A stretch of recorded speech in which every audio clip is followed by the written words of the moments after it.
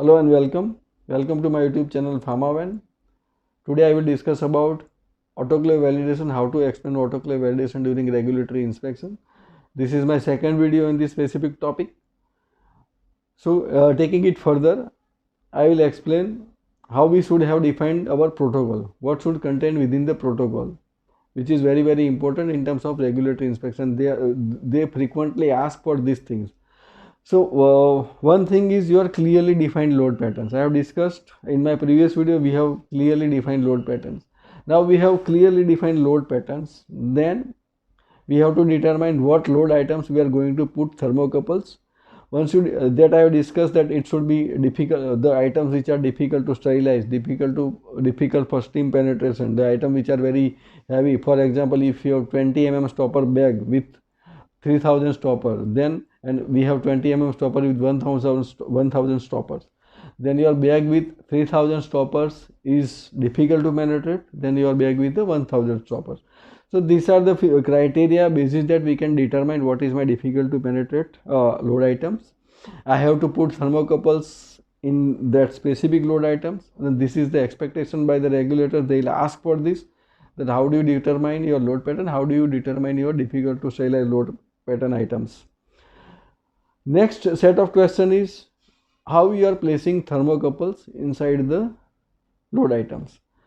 So in our protocol we must have clearly defined detailed procedure. Just don't write that put thermocouple inside your 20 mm stopper bag with 3000 stoppers.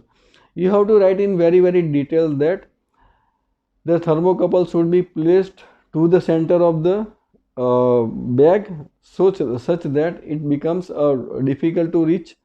Don't just put the thermocouple just inside the bag. It has to be penetrated till the bulk of the that density of the rubber stoppers. That way you have to determine. It should be very specific detailed written procedure so that anybody can understand. To further support this, we have to have photographs of that specific sensor placement, and if required you can also use schematics. So three parts: your detailed instruction, photograph, and a schematic diagram. So this makes sure that your operator or the person who is going for the qualification understand how to exactly place the load the thermocouple inside the load pattern. If you are doing this way, if you are designing protocol this way, then it gives a lot of confidence to the regulatory inspector that you are assuring that your loads are qualified appropriately. This makes one robust action plan. Second is defining your acceptance criteria. So what will be your sterilization time, what will be your sterilization temperature, and this is derived based on your trial cycle. We can say load development or cycle development.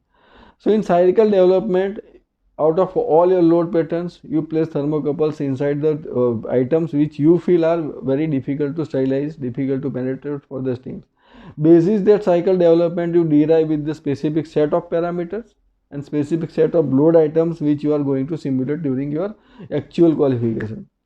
Once this is done, define your PQ protocol or performance qualification protocol with specific load pattern items and specific parameters, and qualify for the 3 runs to meet the PQ requirements.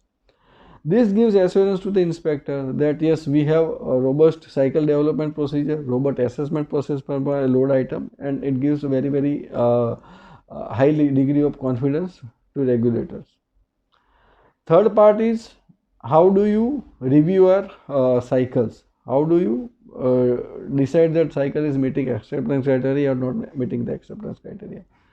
So if you have 3 load patterns or three cycles, then it should be identical, meeting the criteria as much as possible. So in one of your cycle, it takes 5 minutes to achieve your initial vacuum, and in another cycle it takes 10 minutes of time to achieve the initial vacuum.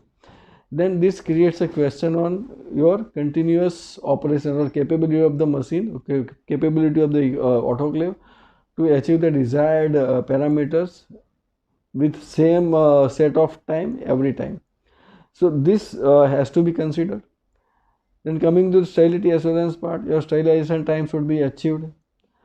equilibration time should be achieved, and you should compare all three load items through all three runs and match that yes, it are identical and three consistent we have achieved. Basis that you must conclude your PQ.